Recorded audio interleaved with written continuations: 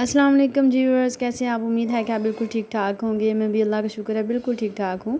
आज आप लोगों के साथ आटे की बिस्किट की रेसिपी शेयर करने वाली हूँ। जैसा कि कल मैंने आपके साथ एक नई बहुत ही अच्छी और बड़ी ही मज़े की नान कताई की रेसिपी शेयर की थी, जिसे आप घर में आसानी से बना सकते हैं। तो इसी तरीके से आप आटे में चंद चीज़ें डाल के घर वाली चीज़ों से ही मौजूद आप आटे के अच्छे वाले बिस्किट बना सकते हैं, ताकि आपके बच्चों के लिए ये हेल्दी भी हों और बच्चे बाज़ार की चीज़ें खाना छोड़ दें। तो इसलिए कोशिश किया करें कि घर में अगर चीज़ें हों तो आप फिर इन्हें घर में ही बना के दिया करें। तो आप इतने अच्छे बिस्किट तो घर में आसानी से बना सकते हैं। तो मैं आप लोगों को आज गाइड करूँगी, तो आपने वीडियो को फुल वॉच करना है ताकि कोई भी पार्ट स्किप ना हो और आप इसे अच्छे से बना लें। तो बिस्मिल्लाहिर्रहमानिर्रहीम। सबसे पहले हमने आटा ले लिया, इसमें गंदम का आटा है और साथ ही मैदा शामिल है।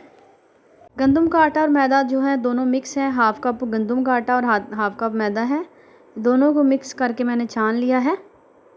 तो ये है जी बेसन। बेसन आपने हाफ़ कप लेना है।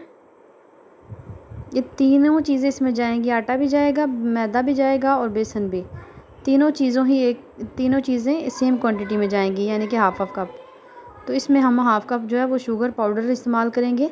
आप इसे घर में आसानी से बना सकते हैं। तो इसमें बेकिंग पाउडर हम ऐड करेंगे हाफ़ टी स्पून, और नमक जाएगा इसमें बस 2 चुटकी बराबर आपने इसमें नमक ऐड करना है। और 3 सब्ज़ इलायचियों को मैंने पीस लिया था, उसके अंदर से उनके सीड्स निकाल के पीस लिए थे, तो वो भी इसमें ऐड कर देंगे। अगर आपके पास पाउडर है तो आप वो भी ऐड कर सकते हैं। तो अब हमने नॉर्मल जो घी होता है हमारे घर में, जो हम खाने में इस्तेमाल करते हैं, आप इसे देसी घी में भी बना सकते हैं। तो इसके साथ हमने आटे को गूंद लेना है। इसमें पानी वगैरह का इस्तेमाल नहीं करेंगे, ना तो इसमें कोई आपको दिक्कत होगी, ना इसमें अंडे का इस्तेमाल है, ना बीटर का, किसी चीज़ का इस्तेमाल नहीं। बड़ी आसानी के साथ घर में सादा से बिस्किट आप बना सकते हैं। तो जब हम घर में इतनी अच्छी और आसान सी चीज़ें जो हैं उन्हें बना सकते हैं, तो हमें बाज़ार से परचेज़ करने की बिल्कुल भी ज़रूरत नहीं है। तो आप कोशिश करें कि घर में ही अच्छी चीज़ें बच्चों को बना के दें। तो ये देखें, आप बड़े आसानी के साथ जो है वो इसे खुद अपने हाथों पे सेट करके बना सकते हैं गोल गोल। बस आपकी डो इतनी होनी चाहिए, घी उतना आपने ऐड करना है कि जो आटा सारा है वो मेल्ट उसमें मिक्स हो जाए और इस शेप में आटा आ जाए, इतना हमने घी ऐड करना है। तो हमने छुरी की मदद से उसकी उल्टी साइड से इस तरीके से हमने इसको शेप दे लेनी है। ये थोड़ा सा डिज़ाइनिंग तैयार होगी।